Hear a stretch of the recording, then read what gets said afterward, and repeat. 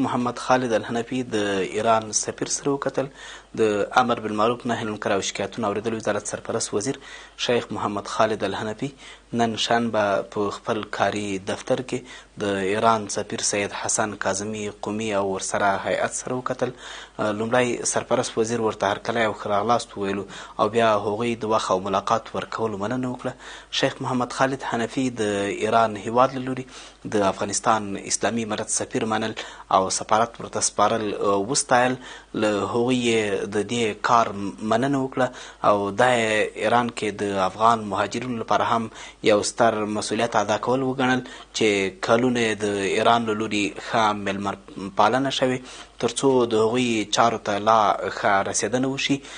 هغه همداراز د اسلامي نړۍ په وحدت ټینګار وکړ، یو د بل همکاري د ټولو مسؤلیت وبللو او زیاته یې کړه چې بریا په وحدت کې دی. د چا تر فشار لاندې باید رانه شو، یو بل ته لاسونه ورکړو او یو بل سره همکاري وکړو.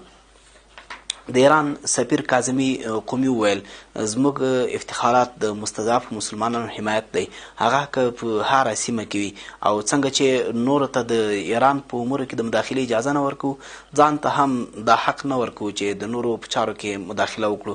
ایران کې لکونه افغان مهاجر میشت دي، د سفارت سپارل د هغوی لپاره هم اړین او مناسبه وه.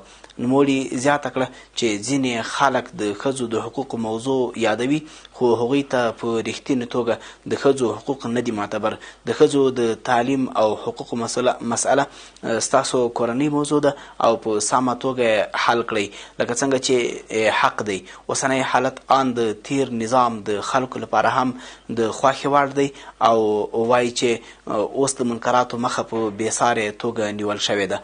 په پای کې سرپرست وزیر شیخ محمد خالد الحنفي هغوی ته په جواب کې وویل ځینې کړۍ کوښښ کوي چې موږ د ښځو او تعلیم دښمنان وښیي، خو نه، اسلام هغه دین دی چې د ښځو حقوق یې خلکو ته واضح کړل او ښځه یې د انسانیت یوه برخه معرفي کړه.